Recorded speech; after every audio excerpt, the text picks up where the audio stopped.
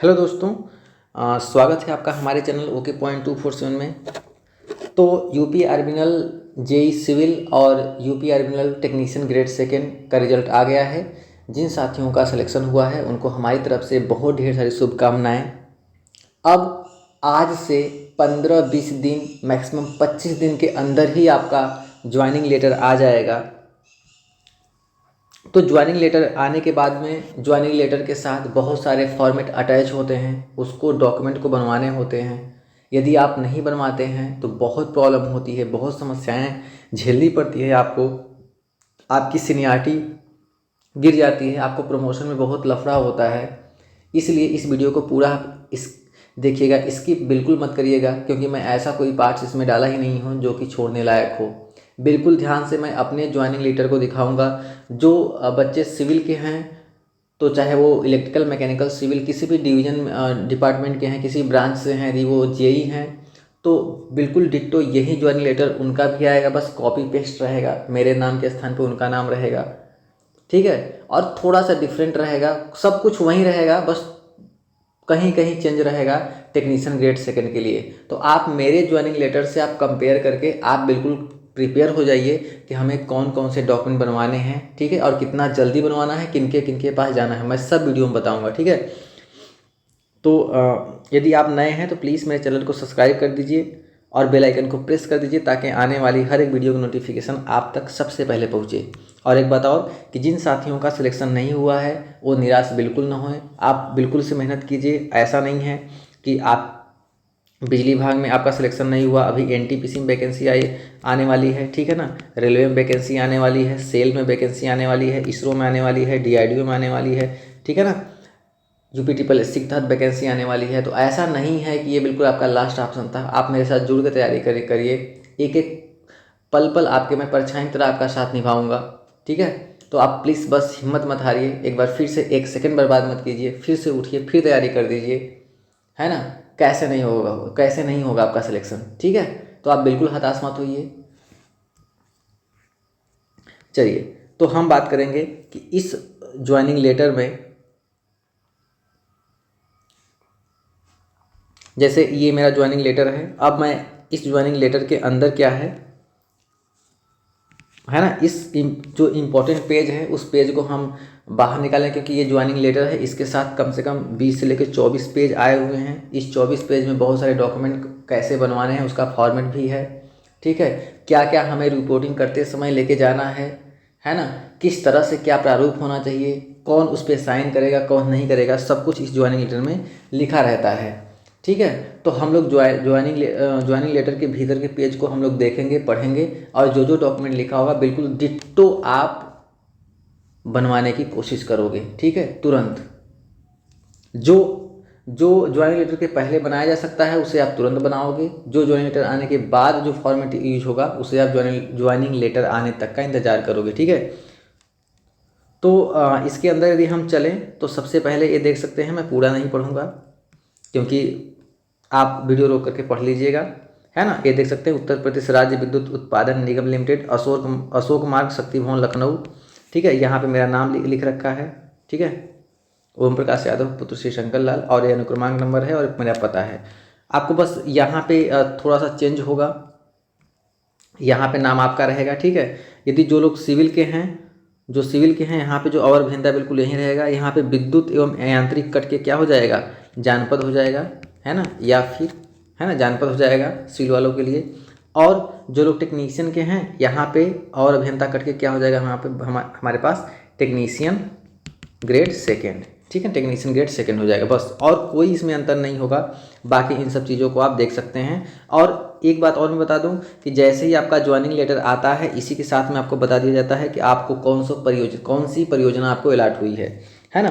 तो यहाँ पे लिखा है दूसरे नंबर पे, आप देखेंगे कि आपको और अभियंता प्रशिक्षु विद्युत एवं यांत्रिक के रूप में ओबरा तापी परियोजना, ठीक है ना। आपको पता होगा, या तो फिर आपकी पोस्टिंग ओबरा होगी, या अनपरा होगी, या परीक्षा होगी, परीक्षा मतलब झांसी या हरदुआगंज, या फिर पनकी कानपुर, यहाँ पे आपकी पोस्टिंग होती है, ठीक है ना। तो जो मैक्सिमम चांस कैसे होती है, मैक्सिमम मान के चलिएगा कि जो होम डिस्ट्रिक्ट है आपके ज़िला के नज़दीक में जो प्लांट पड़ता है, 98% 99% वही प्लांट आपको अलॉट कर दिया जाता है। आई होप ये पॉइंट क्लियर होगा।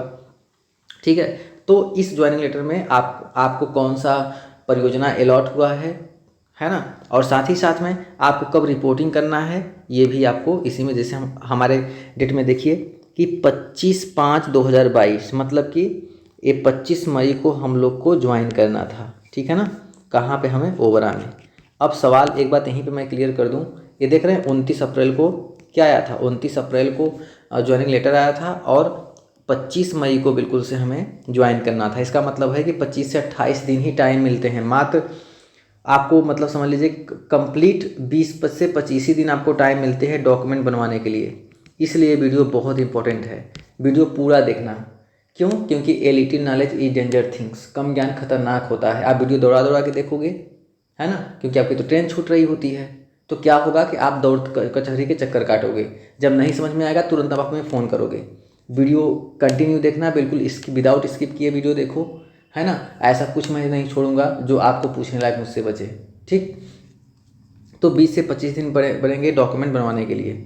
तो यहाँ पे क्या है कि 25 मई को ज्वाइनिंग। अब देखो, जो ज्वाइनिंग लेटर में जो रिपोर्टिंग टाइम है उस टाइम पे हर हाल में सब लोग ज्वाइन करना, सभी लोग हर हाल में ज्वाइन करना। अब कहोगे सर यदि हम उसी दिन नहीं ज्वाइन किए तो क्या होगा? मेरे दोस्त, उस दिन यदि आप नहीं ज्वाइन करोगे तो आपकी नौकरी नहीं चली जाएगी, है ना, आपकी नौकरी से कोई हम निकाल ही नहीं सकता।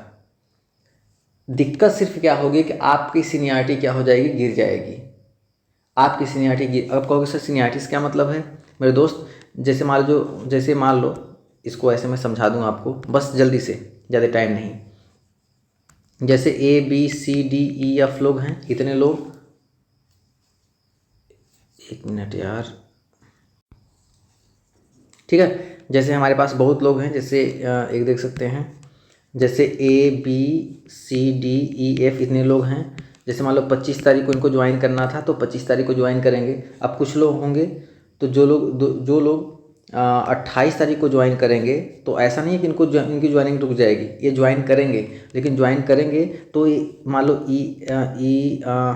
EFGH 3 लोग ज्वाइन करते हैं, तो ये क्या हो जाएंगे, ये जूनियर हो जाएंगे टाइम स्केल के हिसाब से, और ये क्या हो जाएंगे, सीनियर हो जाएंगे।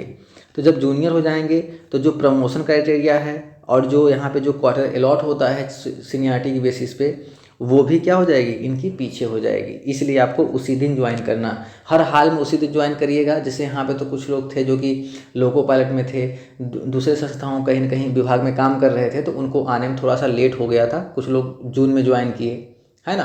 तो आप हर हाल में यदि आपके पास कोई जॉब नहीं है तो आप जो आपके ज्वाइनिंग लेटर में रिपोर्टिंग टाइम है उसी दिन को आप ज्वाइन करिएगा। ठीक है, हर हाल में, चाहे कुछ भी हो जाए। ये आपके पास बात करेंगे। तो उसके बाद ज्वाइनिंग लेटर में क्या लिखा रहेगा, प्रशिक्षण लिखा रहेगा। जो सिविल वाले होंगे तो उनका तो बिल्कुल सेम वही रहेगा, 12 माह, है ना। जो सिविल वाले होंगे, जानपद वाले होंगे, वो बिल्कुल से उनका 12 माह ही रहेगा। लेकिन जो टेक्नीशियन वाले रहेंगे, टेक्नीशियन ग्रेड 2 वाले रहेंगे, इनके ऊपर लिखा रहेगा 24 माह बस, बाकी सब कुछ वहीं रहेगा। एक बार फिर से 12 माह जानपद वाले की भी रहेगा, लेकिन टेक्नीशियन के लिए कितना रहेगा, 24 माह रहेगा। आई होप क्लियर हो जाएगा। चलिए आगे चलते हैं।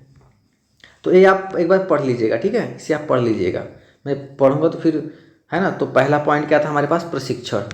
तो आई होप प्रशिक्षण क्लियर हो गया। अब आगे चलें। अब देखिए परिलब्धियाँ मतलब क्या है कि आपके ज्वाइनिंग लेटर में साफ साफ लिखा रहेगा कि आपकी सैलरी कितनी होगी, है ना, सैलरी कितनी होगी। तो हम बता रखे हैं कि जेई की सैलरी कितनी होती है। तो हमारा देखिए सैलरी क्या है, लेवल 7 का रहेगा।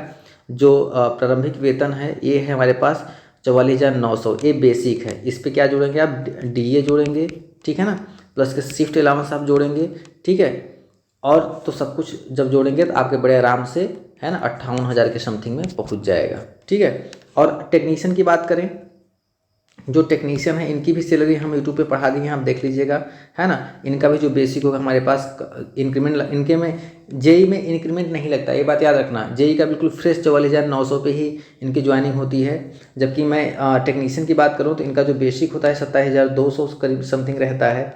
इसमें हम एक इंक्रीमेंट लगता है तो 3% की बढ़ जाता है, तो इनका कम से कम बेसिक हो जाता है 28,000। इसमें आप DA जोड़ेंगे सब कुछ तो लगभग कम से कम इन हैंड जो उसमें होगा वीडियो में देखेंगे आप, तो 35-36 हज़ार समथिंग स्टार्टिंग में मिलने वाला होता है। ठीक है, तो ये उसमें परिलब्धियाँ आपको मिलती हैं, सैलरी के बारे में बताया गया होता है। ठीक, अभी यहाँ पे डॉक्यूमेंट जैसी कोई चीज़ नहीं आई है। अब यहाँ से देखेंगे आप तीसरा नंबर का पॉइंट, तो बहुत ज़्यादा इंपॉर्टेंट है मेरे दोस्त। यहाँ से सबसे इम्पोर्टेंट सेवा अनुबंध पत्र। इसका मतलब क्या होता है कि जो लोग भी यूपी आरबीएल में आते हैं उनके लिए 3 वर्ष का अनुबंध पत्र जमा करना होता है। इसका मतलब क्या है सर? इसका मतलब ये है कि 3 साल के पहले यदि वो यूपी आरबीएल छोड़ते हैं, यूपी आरबीएल छोड़ते हैं, तो उनको कुछ निर्धारित मानदंड राशि जमा करनी होती है पेनाल्टी के रूप में। जैसे जेई के लिए कितनी है, तो हमारे लिए कितनी थी? 1,50,000। इसका मतलब कि जो सिविल वाले होंगे उनको 1,50,000 देना होता है, प्लस इस पर 18% जीएसटी है ना। तो इसको टोटल कितना आ जाएगा? 1,77,000 है ना। और जो टेक्नीशियन वाले होंगे, ये तो बात हो गई जेई की। जो टेक्नीशियन वाले को कितना देना होता है? टेक्नीशियन सेकंड को देना होता है 75,000 रुपये प्लस के जीएसटी। ठीक है, इतने का आपको एक बंध पत्र, इतना पैसे जमा करने होते हैं। ठीक है, अब सवाल उठता है क्या सर हम ज्वाइन करने से पहले हम इतना पैसे कैसे जमा करेंगे? तो मेरे दोस्त, आपको या तो फिर यदि आप उत्तर प्रदेश के बाहर हैं, है ना, तो या तो फिर आप कैश जमा कर दीजिए, या फिर आप हैसियत दिखा दीजिए कि हमारे पास महोदय इतनी ज़मीन है, इसकी कीमत इतनी है ना। यदि मैं 3 वर्ष के पहले, मैं बताता हूँ, है ना, यदि 3 वर्ष के पहले मैं यूपी आरबीएल को छोड़ता हूँ तो मेरे ज़मीन से आप वसूली कर लीजिएगा, या फिर मैं कैश आपको जमा कर दूंगा। ठीक, तो सवाल उठता है कि अनुबंध पत्र कैसा होता है, मैं आपको दिखा देता हूँ। ठीक है, ये देखिए अनुबंध पत्र मैं दिखा देता हूँ। अनुबंध पत्र, 1 मिनट, ये रहा। ठीक है, ये रहा अनुबंध पत्र, और ये कितने के? 110 रुपये की स्टाम्प पे। सिविल वाले सब लोग ध्यान देना, 110 रुपये की स्टाम्प पे, और आईटीआई वाले को थोड़ा सा शायद कम रहता है ना। तो बिल्कुल ऐसा ही रहेगा। तो आपको 110 रुपये की स्टाम्प पे, तो 110 रुपये का स्टाम्प नहीं होता, आप जाएंगे कहाँ पे? कचहरी। ठीक है, आप कचहरी जाएंगे तो कचहरी से आप खरीदेंगे 100 रुपये का स्टाम्प और प्लस के एक 10 रुपये का स्टाम्प। कितना हो जाएगा? 110 रुपये। इस स्टाम्प को लेने के बाद में आप वकील से करवा लेंगे क्या? नोटरी करवाएंगे।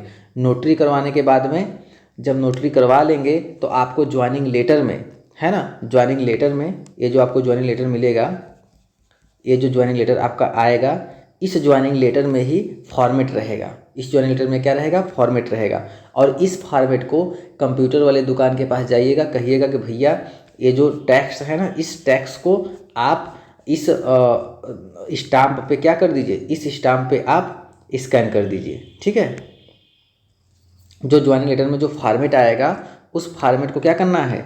उस फॉर्मेट के जो टैक्स है, टेक्स्ट को क्या करना है? कॉपी करवा के इस नोटरी पे, इस नोटरी वाले स्टाम्प पे आप उसको बिल्कुल से प्रिंट करवा लीजिएगा।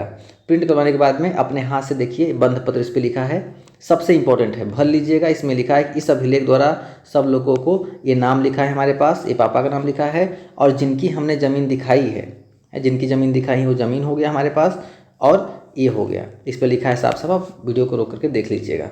ठीक है, और उसके बाद साइन किससे करवाना है? साइन करवाना है आपके पास एसडीएम या फिर डीएम, प्रथम श्रेणी के मजिस्ट्रेट से, प्रथम श्रेणी के मजिस्ट्रेट से। ये देख सकते हैं यहाँ पे, ये भी हमारे पास 100 और 110, इसमें साफ साफ लिखा है कि यदि हम इसके बीच में सेवा को छोड़ते हैं तो ये जीएसटी सहित ये जो धनराशि होगी 1,50,000 का हमें यूपी आरबीएल में जमा करनी होगी। ठीक है, तो 100 और 110 रुपये का बिल्कुल यही फॉर्मेट रहेगा। ठीक है ना, जे जो सिविल वाले हैं तो बिल्कुल डिट्टो यही रहेगा, जो टेक्नीशियन वाले हैं थोड़ी सी राशि कम हो जाएगी, लेकिन डिट्टो प्रोसेस यही रहेगा। ठीक, एक बात और याद रखना कि जो ये अनुबंध पत्र है ना, इतना बनवा लिए आप, सेवा अनुबंध पत्र आपके पास में हो गया, है ना, ये आपके पास में सेवा अनुबंध पत्र हो गया।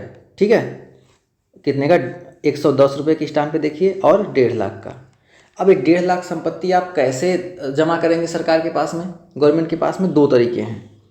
पहला तरीका तो ये है कि आप कैश जमा कर लें, और दूसरा तरीका है कि आप हैसियत प्रमाण पत्र बनवा लें। हैसियत प्रमाण पत्र बनवा लें, है ना। आप हैसियत प्रमाण पत्र के तहत बनवा सकते हैं। तो कैश वाले में तो सब लोग हैसियत ही बनवा लेते हैं, क्योंकि कैश में अब चूँकि आप अभी अभी तो नौकरी में आ रहे हो, तो ज़रूरी नहीं कि सबके पास 1-1.5 लाख 2 लाख रुपए रहे तुरंत निकाल के जमा करने के लिए। तो यदि आप यूपी में हैं तो आप हैसियत बनवा लीजिए, सबसे अच्छी बात है। आपको पैसे भी नहीं देने हैं, आप हैसियत दिखा दीजिए। हैसियत में क्या दिखाना है आपको? संपत्ति दिखानी है। क्या दिखानी है? संपत्ति। और ऐसी संपत्ति दिखा दीजिए जिसकी कीमत जो है, यदि आपकी जिसकी कीमत 2 लाख रुपए तक हो, ठीक है ना। क्योंकि 2 लाख दिखाएंगे तो जेई होंगे, उनका भी 1,70,000 आता है, तो वो भी इसके अंदर आ जाएंगे। टेक्नीशियन हैं तो आप भी इसके अंदर आ जाएंगे, है ना। तो 2 लाख तक की संपत्ति आप दिखा देंगे तो आपको कैश नहीं देने की ज़रूरत है। नहीं तो आप यदि हैसियत प्रमाण पत्र नहीं देना चाहते तो आपको डिमांड ड्राफ्ट के तहत आपको पैसे जमा करने होते हैं यूपीआईएल में। तो जो सबसे आसान ये होता है कि आप हैसियत बनवा लीजिए, कैश क्यों जमा करेंगे, ठीक है। और हाँ, ये जो डीडी आप जमा करेंगे ना, ये जो पैसे आप जमा करेंगे, जैसे जो जेई हैं यदि आप, तो 1,77,000 तो 3 साल बाद ये वापस हो जाता है, ठीक है। 3 साल बाद ये जो आप यदि कैश जो जमा करेगा उसका वापस हो जाएगा। इससे बेहतर है कि एक बार आप जमा करो, फिर उसको वापस करने के लिए आप चलो फॉर्म भरो, तो इसलिए लफड़ा हो जाता है। सबसे बेहतर यही है कि आप हैसियत प्रमाण पत्र दिखा दीजिए, बड़े आराम से आपका काम हो जाएगा। और सबसे बड़ी काम जो बड़ा टाइम समय लगता है वो इसी डॉक्यूमेंट बनवाने में लगता है। सबसे ज़्यादा डॉक्यूमेंट जो सबसे बड़ा सबसे इंपॉर्टेंट डॉक्यूमेंट है हैसियत ही है ना। तो आप हैसियत प्रमाण पत्र बनवा लेंगे, ठीक। आई होप क्लियर हो गया होगा। या तो फिर आप संपत्ति दिखाइए 2 लाख तक की, या फिर 2 लाख से ज़्यादा हो जाए चलेगा, कोई दिक्कत नहीं। हमने तो अपने में 10 लाख का दिखाया है, 5 लाख का, 5,87,000 का, है ना। तो कम से कम 2 लाख तक का होना चाहिए, जितना इसमें लिखा है उतना तक का होना चाहिए। तो डिमांड ड्राफ्ट हम तो कहेंगे मत बनाए। यदि आप यूपी के बाहर हैं तो आपकी ज़मीन उत्तर प्रदेश में है तभी आप संपत्ति दिखा पाएंगे। यदि यूपी में है तब तो ठीक है, यूपी के बाहर है तो आपको ऐसे रिश्तेदार को फ़ोन करिए जो आपका उत्तर प्रदेश में हो, उसकी ज़मीन उत्तर प्रदेश में हो, तो उसका संपत्ति आप दिखा सकते हैं। या फिर आप कैश जमा कर दीजिए। जो उत्तर प्रदेश में लोग रह रहे हैं, बहुत लोग होता है कि उत्तर प्रदेश वाले भी क्या करते हैं, हैसियत संपत्ति आय प्रमाण, ये जो हैसियत होता है ये बनवाने में इतना समय लगता है कि वो लोग क्या करते हैं कि तुरंत कैश ही जमा कर देते हैं। और कैश जमा करने से हमने बताया ना कि एक बार आप कैश जमा करेंगे, फिर उसको निकालने के लिए, रिटर्न करवाने के लिए फॉर्म भरो, ये सब दौड़ो, है ना। इसलिए बेहतर ये है कि आप संपत्ति दिखा दीजिए। संपत्ति भी कोई दिक्कत नहीं, आराम से बन जाएगा, 10-12 दिन में बन जाता है, ठीक है। चलिए, तो अब मैं हैसियत आपको दिखा देता हूँ, है ना। हैसियत प्रमाण पत्र, ये देखिए हैसियत है, ठीक। हैसियत के लिए क्या करना पड़ेगा कि हैसियत के लिए सबसे पहले एक तहसील में जाना पड़ेगा। जो आपके गांव का छोड़िए, जैसे मान लीजिए आप अपने जिस गांव में रहते हैं, यदि अपनी ज़मीन दिखाना चाहते हैं तो अपने गांव का जो लेखपाल होगा, है ना, लेखपाल होगा, उसके पास जाइए। या फिर आप अपने रिश्तेदारों की ज़मीन दिखाना चाहते हैं तो अपने जो रिश्तेदार हैं उनके गांव का जो लेखपाल होगा उसके पास जाइए। उसके पास जाने के बाद में आप जिस ज़मीन को दिखाना चाहते हैं उस ज़मीन का ये नेट कॉपी निकाल लीजिए, ठीक है। ये नेट कॉपी निकाल लीजिए, और नेट कॉपी निकालने के बाद में, है ना, उसकी अनुमानित क्षेत्रफल, खसरा सब कुछ रहेगा। नेट कॉपी निकालने के बाद में जिसके नाम से ज़मीन है उसका आधार कार्ड, दोनों को एक साथ पंच मार के लेखपाल के पास लेके जाइए। लेखपाल क्या करेगा कि ये आपको फॉर्मेट देगा, वो, है ना, वो फॉर्मेट रखा रहेगा, ये फॉर्मेट देगा, और जिसके नाम की ज़मीन है उसका यहाँ पे नाम भरेगा, है ना। उसके बाद फिर यहाँ पे गाँव भरेगा, सब कुछ वो कंप्लीट करने के बाद में वो खसरा खतौनी का नंबर लिखेगा और देखेगा कि उस ज़मीन की वर्तमान कीमत कितनी है। तो ये जो प्रमाण पत्र है 2 लाख तक के लिए है, बंध पत्र के लिए है। तो आपको ये देखना है कि वो जो खसरा खतौनी है उसकी एक्चुअली में कीमत कितनी है, उसको लेखपाल प्रमाणित करेगा। तो लेखपाल जब प्रमाणित करेगा तो यहाँ पे देखिए लेखपाल प्रमाणित किया है कि ये आवेदक यहाँ पे अपने हाथ से लिखा है। लिखने के बाद में लेखपाल ने अपना साइन कर दिया है। क्लियर हुआ? लेखपाल साइन कर देगा। जब लेखपाल साइन करेगा तो आप इस हैसियत प्रमाण पत्र को और नेट कॉपी को, हैसियत प्रमाण पत्र, मतलब कि ये जो बनने के बाद में इस प्रमाण पत्र को और इस नेट कॉपी को और जिसकी ज़मीन है उसका आधार कार्ड, और वो भी बंदा साथ में रहेगा। जैसे मान लीजिए हमें करवाना है, जैसे मान लीजिए हमारे पास क्या है कि ये चिंटू है ना, चिंटू है। अब चिंटू का सिलेक्शन हो गया है तो ये गया है अपने पापा के पास, इसके पापा के नाम की ज़मीन होगी पापा के नाम पे, तो चिंटू के पापा और चिंटू दोनों लोग मिल के जाएंगे। कहाँ जाएंगे? मिल के जाएंगे, बिल्कुल तहसील में जाएंगे, है ना, और अपना एक खसरा निकालेंगे। चिंटू के पापा का क्या होगा? आधार कार्ड होगा, और दोनों दोनों साथ में जाएंगे यहाँ पे, तब जाके लेखपाल लिखेगा, चिंटू के पापा साथ रहेंगे। ऐसा नहीं है कि आप गलत सही कर सकते हैं, नहीं, चिंटू के पापा बिल्कुल साथ रहेंगे, आपके पापा बिल्कुल साथ रहेंगे। अब आप जाइएगा तहसीलदार के पास में, और आपके पापा या फिर गार्जियन जिसके नाम की ज़मीन रहेगी, आपका कोई भी गार्जियन आपके साथ तहसीलदार के सामने जाएगा और कहेगा जी महोदय मैं ये ज़मीन इनको मैं सुपुर्द करता हूँ, ठीक है। या तहसीलदार कुछ भी पूछ सकता है। ज्वाइनिंग लेटर बिल्कुल हर जगह साथ में लेके जाना, नहीं मामला गड़बड़ हो जाएगा, इसलिए कहते हैं वीडियो ध्यान से देखो। ज्वाइनिंग लेटर हर जगह लेके जाना, कोई भी डॉक्यूमेंट बनवाना हो ज्वाइनिंग लेटर लेके जाना, नहीं मामला दिक्कत हो जाएगा, बहुत टाइम लगने लगेगा, आप चक्कर ही काटते रह जाओगे। तो तहसीलदार के सामने आपके पापा रहेंगे, वो कहेंगे ठीक है सर मैं ये ज़मीन बिल्कुल से बंध पत्र के लिए सौंपता हूँ। तो क्या करेगा तहसीलदार यहाँ पे साइन करेगा, है ना, और बिल्कुल हो सकेगा तो इसके पीछे या फिर कहीं अगल बगल कहीं आपके पिताजी का भी साइन कर लेगा, तो हैसियत बन जाएगा। तो हैसियत प्रमाण पत्र और बॉन्ड यही सबसे इम्पोर्टेंट है ना, हैसियत और बॉन्ड। एक बात और फिर से याद रखिएगा कि सबसे पहले आपको क्या करना है, हैसियत बनवाइए, है ना, हैसियत पत्र, और हैसियत पत्र के साथ में क्या बनवाना है हमको? बंध पत्र बनवाना है, क्योंकि हैसियत पत्र को लेके जाएंगे तभी बंध पत्र पे क्या करेगा? एसडीएम या फिर डीएम साइन करेगा। आई होप क्लियर हुआ इतनी बातें। चलिए अब ज्वाइनिंग लेटर को आगे देखते हैं, ठीक है। तो ये हो गया हमारे पास। अब बात करते हैं यहाँ पे, ये देखिए प्रमाण पत्र। तो अंतिम कॉलेज विश्वविद्यालय जहाँ से आपने शिक्षा ग्रहण की हो, प्रधान अधिकारी, और वहाँ से, इसका मतलब कि यदि आप अंतिम में आईटीआई किए हैं या बीटेक करके आईटीआई किए हैं तो आईटीआई का चरित्र प्रमाण पत्र, या फिर आप आईटीआई करके डिप्लोमा किए हैं या फिर बीटेक किए हैं या फिर एमटेक किए हैं, तो जहाँ से जो सबसे अंतिम में यदि आप एमटेक किए हैं तो एमटेक का चरित्र प्रमाण पत्र। यदि आप बीटेक एमटेक करने के बाद आईटीआई किए हैं तो जो सबसे अंतिम में आप आईटीआई किए हैं तो आईटीआई का चरित्र प्रमाण पत्र, या फिर डिप्लोमा करने के बाद बीटेक करने के बाद आईटीआई कर लिए तो आईटीआई का प्रमाण पत्र। मतलब जहाँ पे आप अंतिम शिक्षा ग्रहण किए हैं वहाँ का चरित्र प्रमाण पत्र। उसके बाद दो उत्तरदायी व्यक्तियों के द्वारा चरित्र प्रमाण पत्र। उत्तरदायी मतलब या तो फिर आप सीएमओ ले लीजिए, चीफ मेडिकल ऑफिसर, या फिर ब्लॉक डेवलपमेंट ऑफिसर ले लीजिए, या फिर आप डीएम ले लीजिए, या फिर आप एसडीएम ले लीजिए, ठीक है, या फिर किसी कॉलेज का आप प्रिंसिपल ले लीजिए, है ना। इनके द्वारा कम से कम 2 चरित्र प्रमाण पत्र आप बनवा लीजिएगा। तो मतलब एक कॉलेज से और जो 2 इनके द्वारा हमने बनवाया है, देख लीजिए यहाँ पे, ठीक है। ये देखिए एक चरित्र प्रमाण पत्र ये हो गया हमारे पास। कहाँ से है ये चरित्र प्रमाण पत्र? करेक्टर सर्टिफिकेट कहाँ से? बीडीओ से, खंड विकास अधिकारी, ब्लॉक डेवलपमेंट ऑफिसर। एक तो यहाँ से हो गया, और एक हमने कहाँ से लिया? कॉलेज के प्रिंसिपल से, है ना। कहाँ से? कॉलेज के प्रिंसिपल से, ठीक है। तो हमारे पास 2 हो गया। और ये कहाँ से होगा? जहाँ से मैंने अपनी अंतिम शिक्षा ग्रहण की है। तो ये देखो, है ना, पॉलिटेक्निक कॉलेज से हमने ले रखा है, ठीक है, क्योंकि उस समय पे वहाँ से जो एमआई है वहाँ से करेक्टर सर्टिफिकेट लाने में टाइम लग रहा था, इसलिए मैंने डिप्लोमा ही लगा दिया, ठीक है। चलिए आगे चलते हैं। तो अब क्या होगा इसके बाद, इसको बात पढ़ लेते हैं अब। तो ये हो गया, आई होप कि एक क्लियर पॉइंट हो गया। अब हम बात करते हैं क हो गया, ख हो गया, ग की बात करते हैं। आपकी शैक्षिक योग्यताओं के सत्यापन हेतु प्रमाण पत्रों का मूल्य एवं छाया प्रति, जितना डॉक्यूमेंट आप डीवी में कराए हैं वो डॉक्यूमेंट प्लस के उसका जीरोक्स दोनों आप लेते जाइएगा। कम से कम जीरोक्स आप 10 कापी जीरोक्स करा लीजिए और 20 कापी फ़ोटो, है ना, फ़ोटो अपना बिल्कुल तैयार रखिए, ठीक। इतना डॉक्यूमेंट रखिए, बिल्कुल रेडी कर लीजिए। और ज्वाइनिंग लेटर समेत, ज्वाइनिंग लेटर और डॉक्यूमेंट का जो था उसको भी आप, डॉक्यूमेंट वेरिफिकेशन का जो वो था, मतलब कि एडमिट कार्ड, उसको भी संभाल के रखिए आप।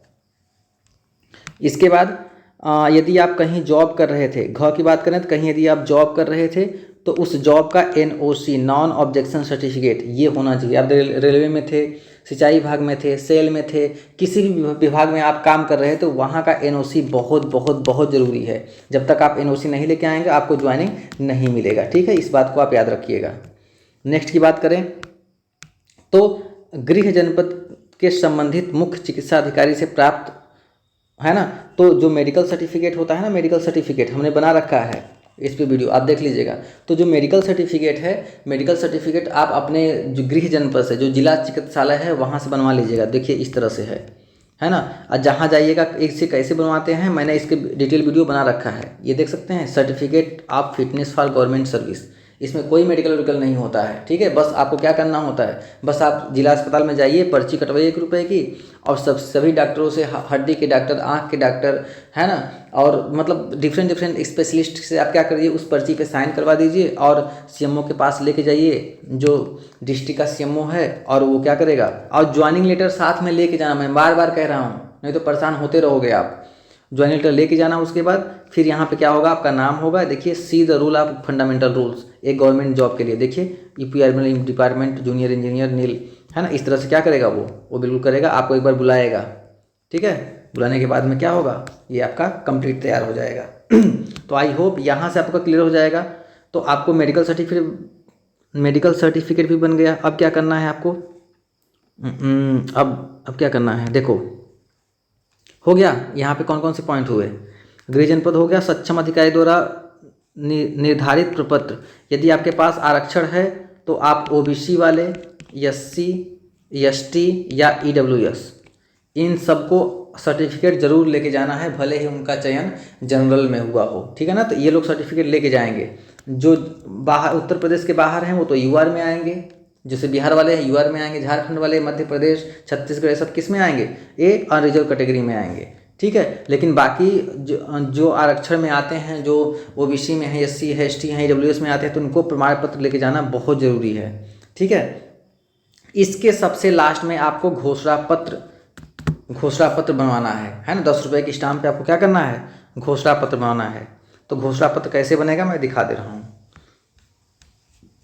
ये देखिए घोषणा पत्र है, ये घोषणा पत्र है। ठीक है, ये घोषणा पत्र है, ठीक, शपथ पत्र या घोषणा पत्र। ठीक है, आप इसको बनवा लीजिएगा सबसे लास्ट में। ठीक, सबसे लास्ट में घोषणा पत्र, इसमें क्या घोषणा कर रहे हैं आप देख लीजिएगा एक बार। आप, है ना, मैं पूरा नहीं पढ़ूंगा, आप वीडियो रोक के पूरा पढ़ सकते हैं, कोई इशू नहीं है।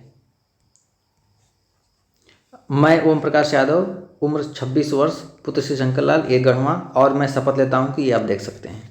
ठीक है, तो इस तरह से आपको डॉक्यूमेंट बनाना है। तो सबसे इम्पोर्टेंट मैं समरी बताऊँ, है ना, जल्दी जल्दी, और आप देख सकते हैं और कुछ ऐसा है नहीं। ठीक है, और डॉक्यूमेंट में कुछ है नहीं, और ज्वाइनिंग, और हाँ, यहाँ पे आने के बाद में आपको बैंक वाले खुद ही दौड़ेंगे, आपका खाता तुरंत खुल ही जाएगा, कोई दिक्कत वाली बात नहीं है।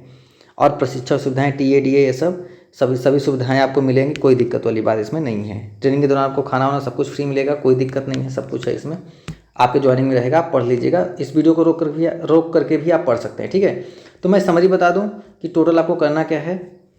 सबसे पहले जैसे ही ज्वाइनिंग लेटर आपको आता है, जैसे आपका ज्वाइनिंग लेटर आएगा, सबसे पहले क्या करेंगे आप हैसियत प्रमाण पत्र बनवाइएगा। ठीक है ना, हैसियत, फोटो देख चुके हैं सब कुछ, कोई दिक्कत नहीं है।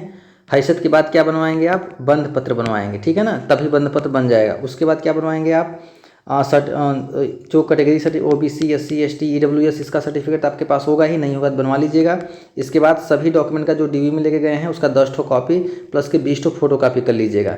ठीक है, इसके बाद जो सबसे इंपॉर्टेंट है हैसियत बंद। इसके बाद लास्ट में क्या होगा आपकी, आप 3 ठो करेक्टर सर्टिफिकेट है, मतलब 1 ठो जहाँ से आपने अंतिम शिक्षा प्राप्त की हो वहाँ से, 2 ठो है गैजेटेड ऑफिसर, एक मतलब कि प्रिंसिपल से, डीएम, एसडीएम, बीडीओ, 2 ठो इधर से बनवा लीजिए, सीएमओ से हो जाएगा।